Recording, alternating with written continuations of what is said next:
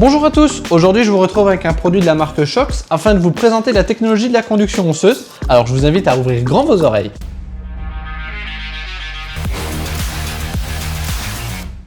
La marque Shox, anciennement Aftershock, c'est une marque qui a voulu se lancer dans le monde audio il y a quelques années maintenant, mais qui n'avait pas envie de faire quelque chose de traditionnel. Je vais donc vous montrer, comme vous allez pouvoir le voir une fois que je l'aurai enfilé, ce casque ne va pas couvrir mes oreilles et ne se retrouve pas non plus à l'intérieur de celle-ci, mais va venir se reposer à l'avant sur le cartilage de mon oreille.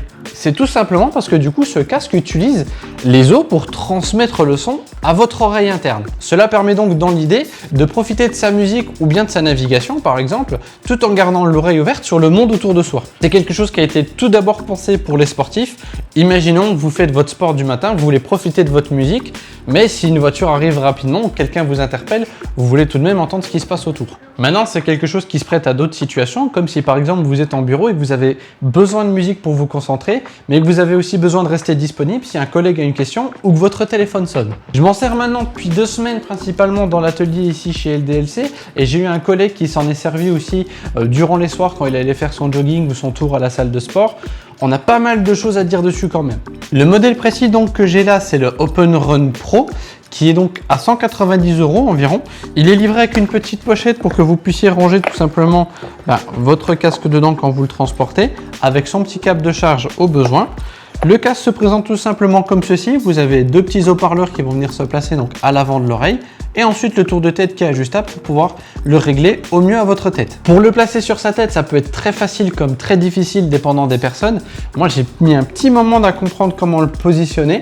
Il faut en fait le passer donc au-dessus des oreilles ici et venir placer donc le petit haut-parleur sur l'avant du cartilage de l'oreille. Moi, j'ai toujours du mal à l'ajuster correctement. Il me faut toujours 5 minutes pour pouvoir trouver vraiment la bonne position pour bien entendre le son et pas que ça me fasse mal non plus. Mon collègue, pour sa part, ça tombait vraiment tout pile au bon endroit, il entendait vraiment nickel avec. Il avait vraiment pas besoin de faire de grands ajustements, il a juste eu besoin de resserrer un petit peu l'anneau derrière pour que ça colle mieux à ses oreilles. Derrière, en termes de qualité sonore, malheureusement, ça demande encore un petit peu de boulot. On a tous les deux eu cette sensation un peu bizarre de vibration excessive au niveau de l'haut-parleur quand on avait des graves ou des basses assez profondes dans les musiques. Ça vibrait vraiment très fort et ça en devenait très désagréable au niveau des oreilles. Il y a une application qui existe bien pour aller avec l'appareil mais qui sert pas à grand chose. Je m'attendais à justement pour avoir un réglage de fréquence, un égaliseur dans l'application pour pouvoir régler le son et justement retrouver les aigus qui me manquaient moi personnellement. Mais absolument pas. Il y avait juste 2 boutons pour passer soit du mode normal qui est optimisé pour la musique ou alors le mode vocal qui est optimisé pour la navigation. J'ai testé quand même le mode vocal pour voir et j'ai trouvé une petite amélioration dans certains cas. Par exemple, pour écouter un podcast ou avoir ma navigation, j'ai trouvé le son plus clair et j'avais plus cette sensation désagréable de vibration. Gros point fort par contre de ce casque, c'est son autonomie. Et je l'ai chargé une seule fois depuis que je l'ai récupéré de mon collègue il y a un peu plus de 2 semaines maintenant. Et je ne l'ai toujours pas rechargé depuis et aujourd'hui la batterie annonce comme quoi elle est à 40%. Donc je trouve que c'est excellent. Lui, mon collègue, pareil, il l'a juste chargé une fois avant de me le donner, mais il n'a pas exprimé le besoin pendant la semaine et demie qui s'en est servi de devoir le charger à raison d'à peu près 2 heures par nuit de session. Au total, j'ai calculé, il devrait avoir 9 heures d'autonomie à plein volume et environ 15 à volume moyen. J'espère par contre que la batterie qu'il y aura là-dedans va tenir dans le temps parce que malheureusement, vous ne pourrez pas la changer si elle perd en autonomie. Ensuite, ça marche quoi.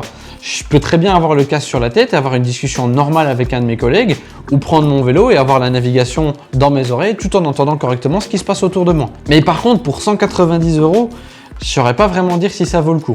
Certes, il a une résistance aux éclaboussures, la pluie et à la sueur. L'anneau en titane, c'est plutôt agréable, c'est chouette, on peut le régler et il ne fait pas forcément mal.